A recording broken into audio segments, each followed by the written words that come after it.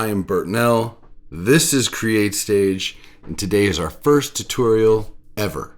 How about that? What we'll be doing today is an extensive tutorial as to how I utilize motion capture to manipulate the models that I design in Cinema 4D to act out the parts that I need them to as they are designed in my brain to become a character in a music video or an NFT or any scenario that you can think of.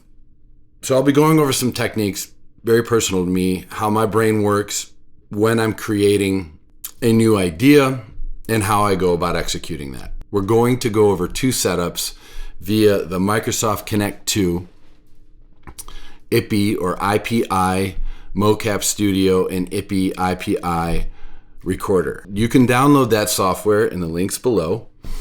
And keep in mind that Ippy Recorder is free, but Ippy Mocap Studio has a 30-day free trial. But it's awesome, and you can do everything you need to do within those 30 days, and then the program's $700. One quick note I'd like to add as to where you get all this stuff. I will have the links down in the show notes. But you're going to go to ippysoft.com, going to go to download, and download the Ippy Recorder in the Ippy Mocap Studio. There are several installation videos online. I don't need to get too in depth for this. I'm hoping that most people have a general knowledge of how to install software. But if you don't, you can Google it, how to install and set up your Ippy Recorder in the Ippy Mocap Studio. And there are several other tutorials out there that don't go into the dual camera setup as I will be going into. I will show you the individual Kinect 2 camera setup and then the dual Kinect 2 camera setup. So if you have a Kinect 2, this is what you do, right? So then you go over to Microsoft. You can Google Kinect, Microsoft Kinect 2 SDK, and you're going to download that. After you download that, it will ask you if you would like to install the developer tools, and you can click that link in the install menu. So when you're installing the SDK for the Kinect 2, make sure to hit that link, and it will further direct you to the SDK or the developer tools. Now, I'm using the Kinect 2. Some people swear by the Kinect 1, which is the Xbox 360 Kinect. I've heard it's better. I have no idea. This is the one I'm using. It seems to be relatively efficient. If anyone has any comments on how it's better or why it's better, please let us know in the notes so we can possibly grab a couple of those. Now, just for shits and tickles, I figured we would search by Kinect 2. Okay, so GameStop has them used for $39.99. Amazon, looks like Amazon's got them new for, let's see, buy Kinect 2 on Amazon. Let's see where we're at. Okay, I'm glad we came to this point. You will not only need the Kinect 1 sensor box. I don't know, maybe it's called the Kinect 1, Xbox One. It's the second version of the infrared camera that Xbox came out with. The first one's called the 360, and if you've ever seen it, it's more rounded. And this is the version that I'm using. And I prefer these because even though software like Touch Designer, I believe, has stopped supporting them, you can also still use them with older versions of Touch Designer, and the SDKs are more current. I don't have any experience with the 360s. I'm sure they're great for what they do, but I don't know why people are saying they're better than this device. However, you will absolutely need this Kinect adapter for Xbox One or Xbox One X, Windows PC, UL listed Xbox connector. This is the one you need. I just spent $23 on mine because it got here sooner than later. Some jerk stole my connector here on a project I did way back in the day. But I had 2 cameras, and now I have 2 connectors, adapters for the PC. So that is everything you will need to set up. And then, of course, go and install your, it really doesn't matter if you install the Ippy Recorder and Ippy Mocap Studio first before the Kinect, but whichever you'd like to install, you can install the Kinect software, the SDK, download, install. When that pops up with a box, it'll say, would you like the developer tools? Click the link, it'll bring you right to another Microsoft download, and you can then install those from there. Keep in mind, this is for Microsoft, or this is for Windows 10. I believe you can run this stuff on 7 and 8. I have no idea, but I believe you can. You cannot run this on the Mac OS, unfortunately. So that is the long and short of that. And as I said, all those links will be in the show notes below. But we'll get to whether it's worth it or not. As part of this discovery here, as I have used Ippy Soft, the company, I have used their software to help me design some, help me capture motion capture for my projects in the past. And now that I have a few other important projects at hand that need this technology, I'm turning it to it again. As you will find, I've run into some problems and I've come up with a solution, and that is using 2 Microsoft Kinect 2 cameras for a 3D motion capture rig. First, we're going to go over how I approach the storyline and my needs for the motion capture. I will be the actor. So if you've seen any of my other Green Dude hints at projects, this is for more Green Dude material, and all of the Green Dude stuff that I have shown to the world thus far is me dancing in front of this rig.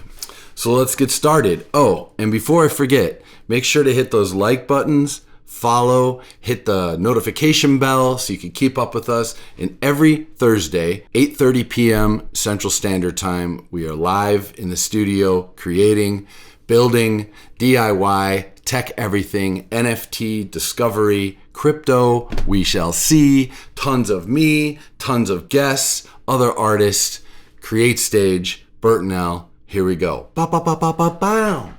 So in the background, you'll see Ippy Recorder 4, and this other screen off to your right is what is a very rough cut version of my reel to be, my new updated reel, and what we'll also dub as the Green Dude Universe NFT series trailer. What I like to do for this kind of stuff is write out some voice copy, and that'll kind of get the storyline going. From then I will storyboard and oftentimes just kind of pegboard some ideas that I need for the motion capture.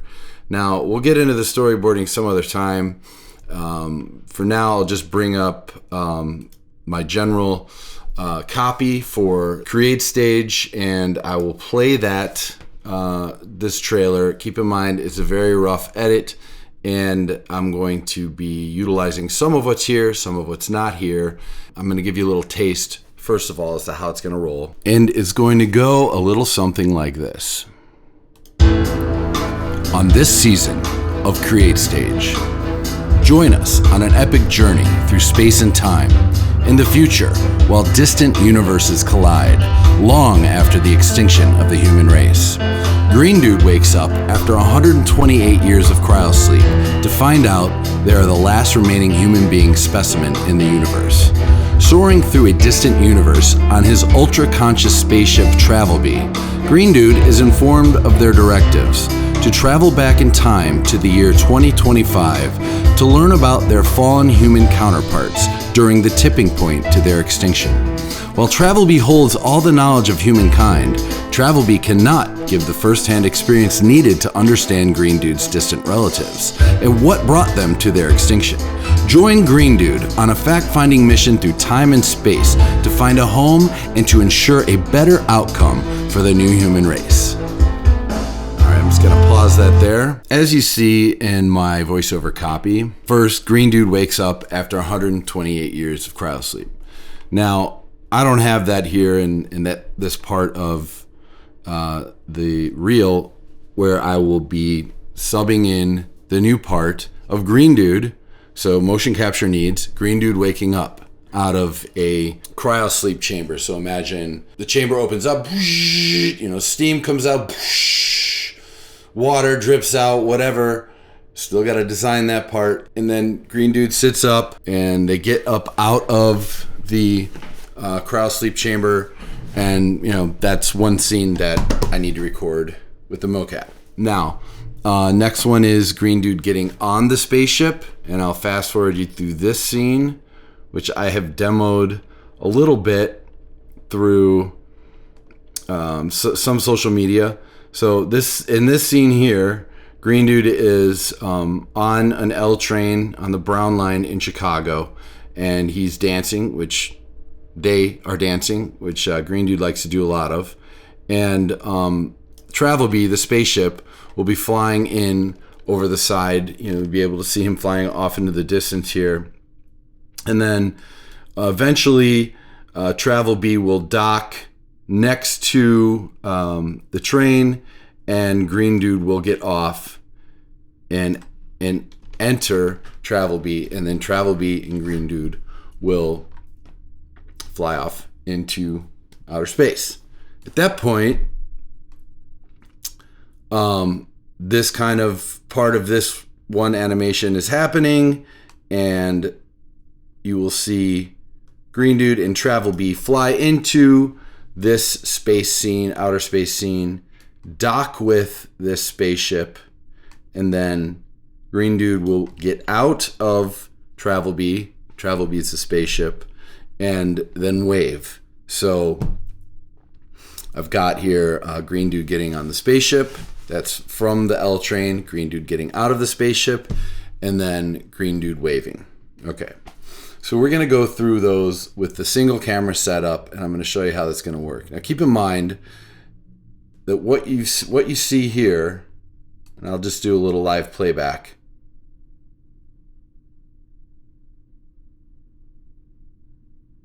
That is me dancing.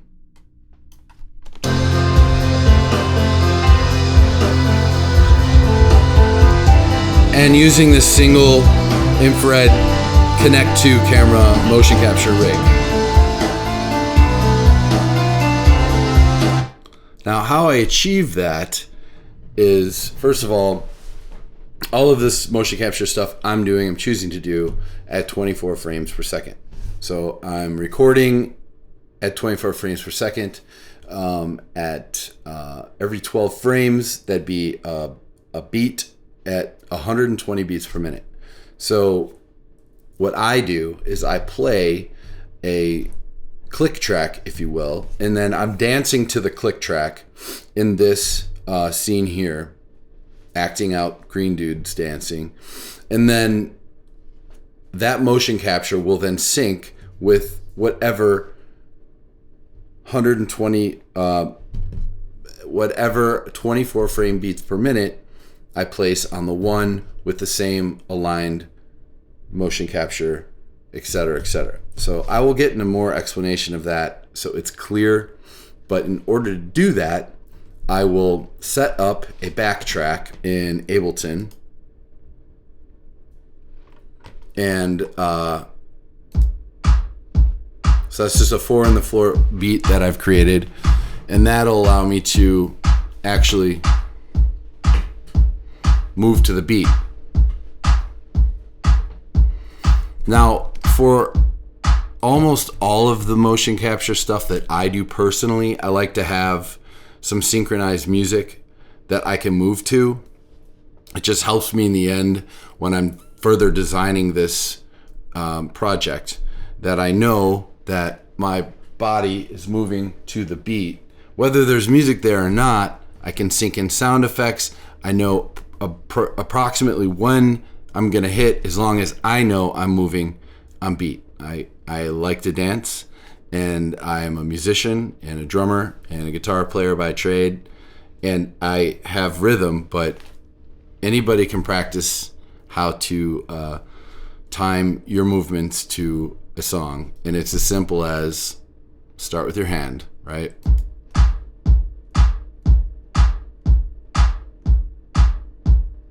Right? Move some shoulders, right?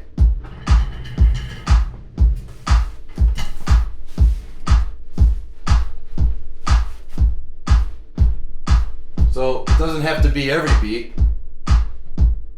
but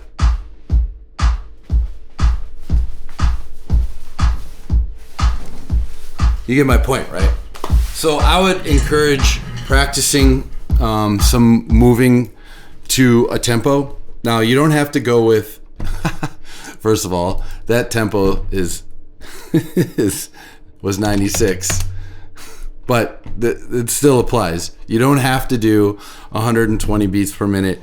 You can do some math and figure out how many frames per second and how many beats per minute will fall in to allow what and how many measures you want to be moving or sequencing your motion capture, which ends up being your character, your modeled character, to whatever rhythm you choose. And we can get into that at some other point in time. But generally, see, that's not right. Okay, that was a little Ghost in the Machine, Ableton Live style. Essentially, what I did was I just went and double-clicked on the track, then I double-clicked on and off warp, and it jumped back to 120, which it should have been.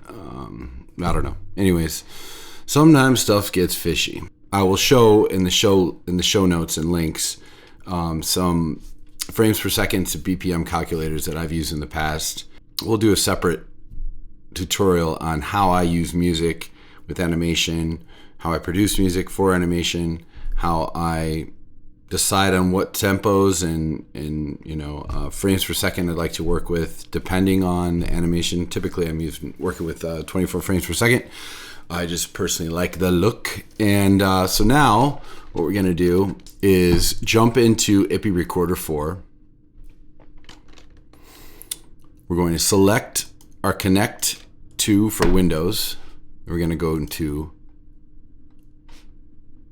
let's deselect that. Go into record video. Now what we have to do is set up our background. Pretty much all this stuff, I don't need the mic, depth processor. I suppose I could go to CUDA, but I don't think it matters. I've been getting just fine results. I've got a pretty powerful machine here. We got to go set the background. And there's two settings here. One's for duration and one is for start delay. Duration is set, I have it set to max 10 seconds. I just go by the theory, more data the better. I think it comes stock at 6 or whatever. And then start delay, I give myself 10 seconds so I can get the heck out of the way. Start delay, I do 10 seconds so I can get out of the way. And then, okay, because you want your background, nice clear shot of the floor and a nice clear, a clear shot of the floor and absolutely no movement going on because it's just capturing the background. If you can see in the background, I've got this coffee table thing. It's actually an antique African tribal bed. I'm using that as my cryosleep chamber. So me being the actor for the character, I will be going down and laying in it and acting out the part of Green Dude waking up after 128 years of cryosleep. So first I'm going to set up the background. So I will push my desk chair in. And then I'm going to click Evaluate Background.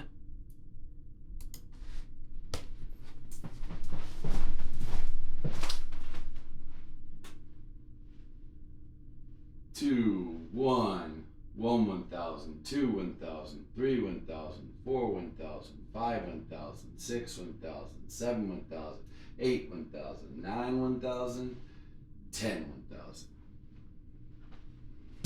That'll get our background set up. All right. So now I'll go on to record. I also have a start delay of 10 seconds here. So we're going to go ahead and press click. Now it's very important to set up with a T-pose. It's what Ippy Studio, Mocap Studio requires from the data within this depth sensor footage here. So I always start with a straight up T-pose. I've done it like this just because I was experimenting with another model that had a T-pose like this versus this. I would just suggest going like this. It doesn't really matter what your T-pose model will be. It'll eventually lock up. Okay, so we're gonna start like this. First I'm gonna play the music. So I wanna have that 4 on the floor so I can at least, it's a 4 on the floor beat, but what it is actually is just a click track. It's something musicians use to play to other musicians. It's something I use in this motion capture scenario, so I know I'm on time with my animations. Bring up Ableton Live.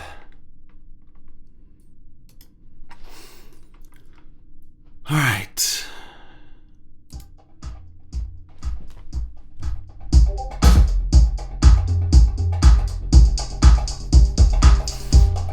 I'll go back here. Start recording.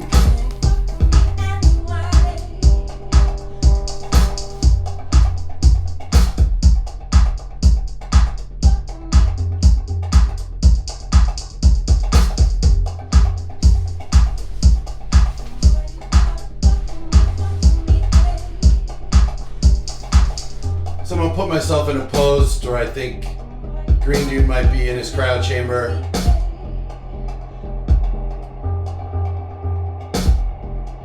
Slowly raise my arms because the chamber is just open and I'm kind of climbing out.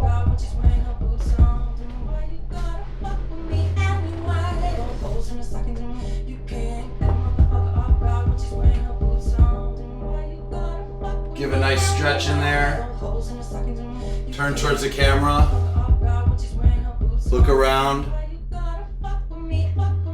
Get another stretch in there. Yeah, and now I'm excited to be out of cryo sleep. Gonna go Green Dude some stuff, and I can stop my recording.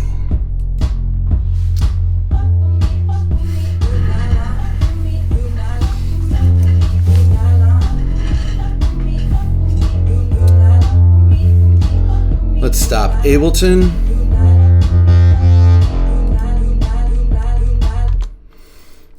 And at this point, we will bring this footage into Ippy Mocap Studio, and then I will show you how to combine forces with the rest of the project. Okay, so now we're going to go and open up Ippy Mocap Studio 4.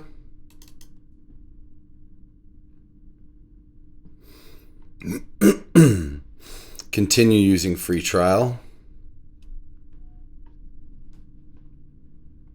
New. Grab the most recent video that you just recorded in Ippy Recorder for. Open that up. Now, this is interesting. It's going to ask you to specify your actor's height. I'm 6'2", and what I found is that it doesn't actually line up accurately to my character. But we'll go ahead and do that. And I'm sure I'm 6'2". Finish. Okay. So we will go track forward here in tracking. There's several options. So let's actually go through these. So in settings, use fast tracking algorithm. I wouldn't generally say enable head tracking, but if you're struggling with some tracking scenario, you can always try that. I generally get like this side head funk. That happens when I've tried that. Calculate from arm position, stiff lower spine. I'm going to go with flexible lower spine. Very flexible spine is very flexible spine. Example, dancer. I've used also. And then you can go on down and do the jitter removal if you like, but it's not necessary right now. Usually what you want to do is just go ahead and track forward, and let's see what we get.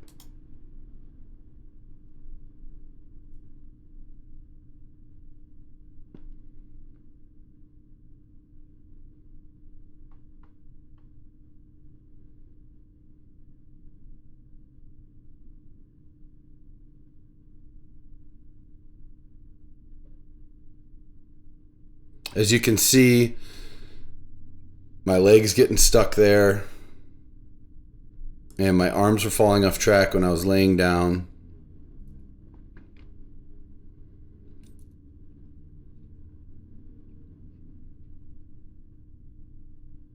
Everything seemed to track pretty well there. All right, so let's go back over it on full speed so we can see. That's actually close to full speed because the use fast tracking algorithm is pretty efficient. So, but if you notice, my shoulders aren't quite lined up. It actually, you see my arms going flaring around. Now that's something we could reshoot that video, and I could be slower as to how I come in and place my arms across one another. The problem with that is that once I cross my arms, whether it tracks that arm cross or not, it's hard to say. If you do things slowly while you're going through the motions, I've noticed that it's more efficient at tracking. But when you forget that this foot's in front of the other, or you're turned sideways to the Kinect infrared camera, then your feet start getting out of line, and you have these issues that are caused. As you can see right now, my arms are tweaking out. Okay, my whole body's like tweaked out to the left. Okay, now my arm just flared around and came back to itself. Okay, you saw that. Now whatever this leg is doing is just weird.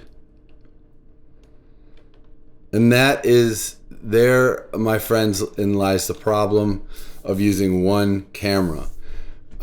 It's possible because all of the dancing I got for the original Green Dude dancing part, it was 4 minutes of me dancing, and I'd say 90% of it tracked accurately. But there was a couple times where my arm kind of like wigged out, and there was another time where my leg stuck up behind itself for a minute until it like came down.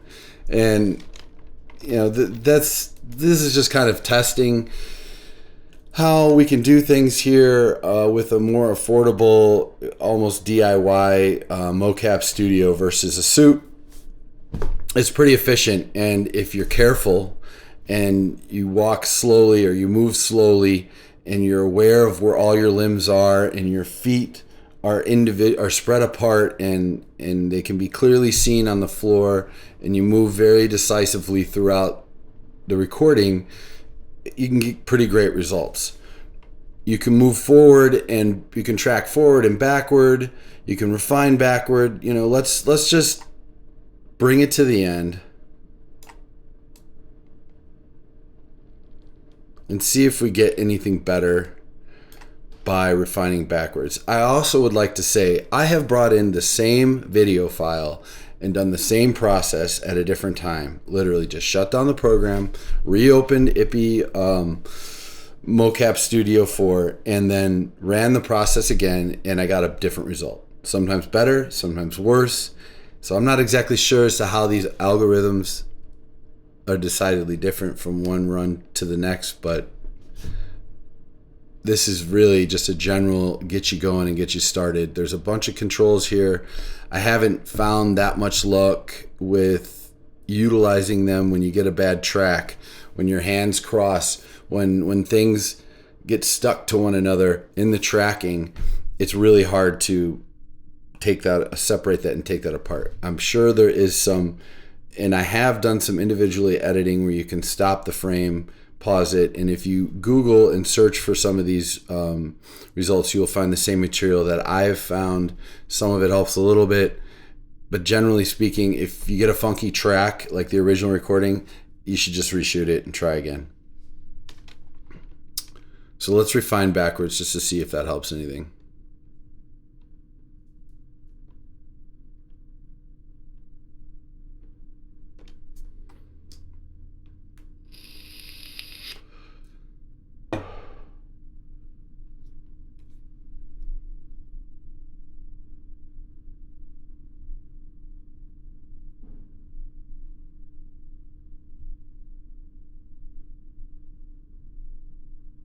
If you see Ippy Software's model, the shoulders are a little bit higher than mine. So I will do...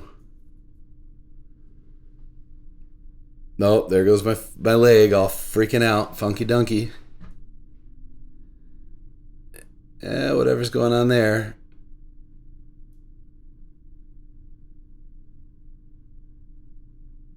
And sometimes you may get a result that's a little bit off. That's way off. And it might not matter. You're only going to see, when you export this, you're only going to see the end result of your character animated via the mocap software.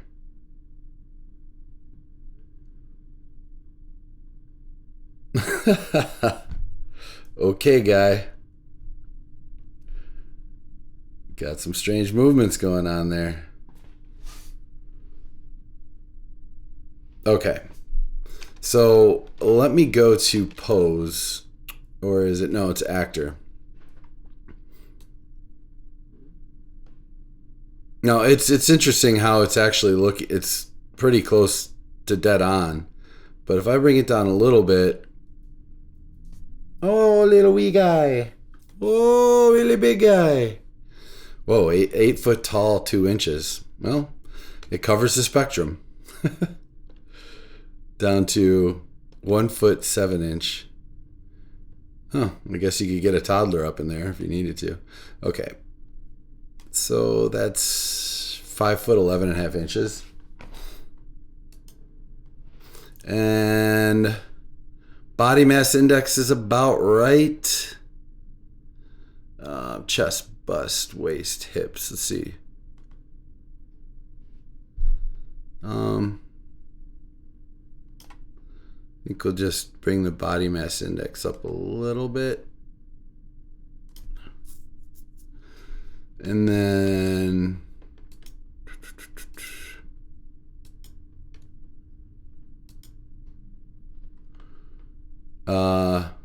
let's bring the jitter removal up a couple notches and see about some options. I didn't really notice a whole lot of jitter, but that's part of the problem when stuff starts flaring around and going everywhere. So trajectory filter. Jitter removal option defines how aggressively the algorithm should smooth movements from various body parts. The value of 2 is the default. Value of 0 cancels out any smoothing from corresponding body parts. Values greater than 2 increase smoothing. Let's bring the right arms up to 4. The left arm. Well, we'll bring the arms and the legs up 2 notches and see if that helps.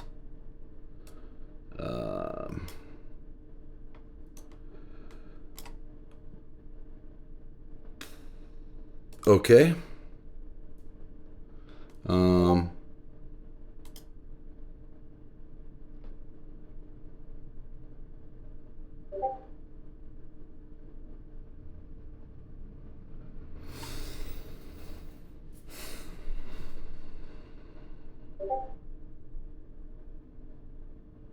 that helped a lot.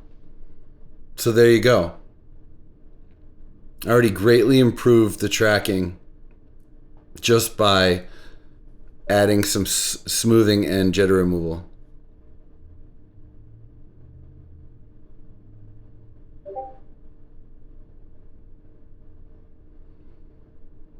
Well, since this is post-processing, what I should probably have done, here, let's go back to the beginning. We're going to make sure our actors, 5'11". I got all that. Body mass is up a little bit. We're gonna go to tracking, and let's track forward. Because I have noticed, I've put it down to 5'9", was kind of like my magic number. I put it down from 6'2" to 5'9", and it tracked much smoother because I could see the shoulders were sitting right on top of my shoulders in the video where they should be. Okay. See, that didn't happen the last run.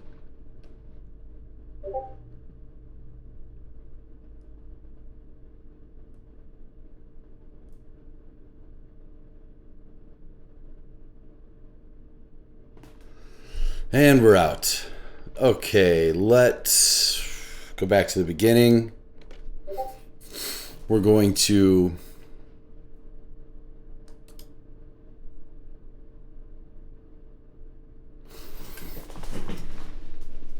do the post-processing jitter removal.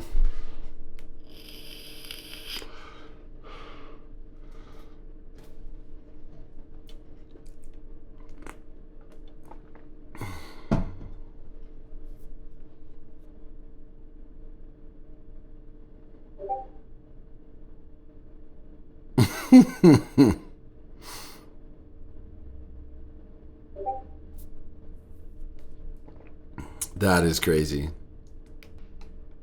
I brought the height back up to 6'2", and we'll go back to tracking. We'll track forward one more time.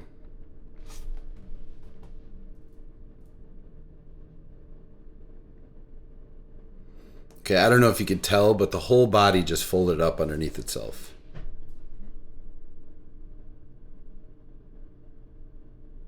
Or maybe that's just my leg. Yeah, it's just my leg folded up.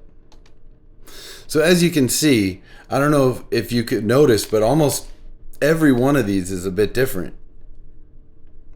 So fine-tuning it, finding your magic, I would personally go back and reshoot this. And then I would try all this stuff we can do. And just keep in mind that your feet need to be separated when you start. Your arms need to be in a T-pose. When you're moving and turning, you want to make sure that your arms don't cross, because they may not cross your body, but they may cross the camera's view of your body if you're turning and you're on a side profile. So these are all things to consider. Just to show you this part of the workflow, okay, we then introduce the target character, right? So here's Green Dude. Whoops. Let's see.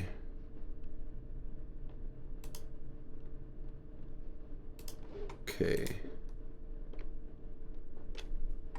And I'll let this run.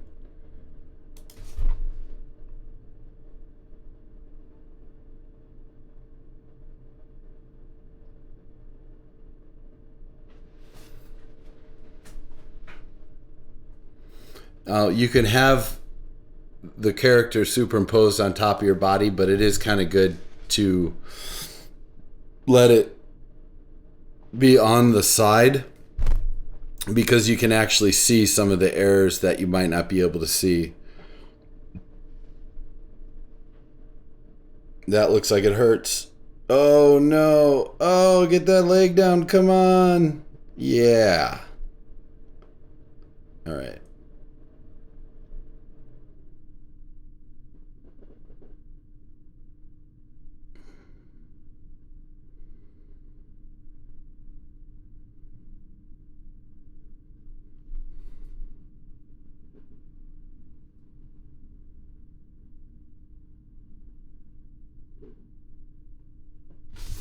Okay, so there's your example. Clearly that's nothing I could use for production. The video needs to be reshot, but through some refinements, even with what we've done here, we've cleaned it up, and then it's even gotten worse a couple times. So there's issues.